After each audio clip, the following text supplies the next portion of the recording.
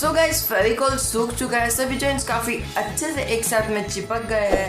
Car almost ready हो चुकी है। अब हम बनाएंगे इसकी ट्रॉली। Let's make it.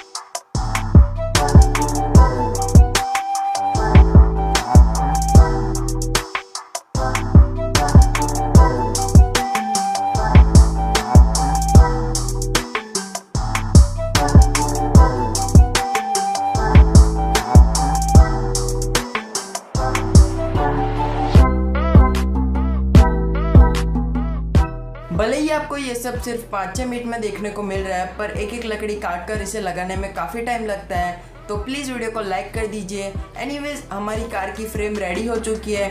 अब हम इसके ऊपर पैनल लगाकर इसे बंद करेंगे। तो चलिए फटाफट इसे कंप्लीट करते हैं।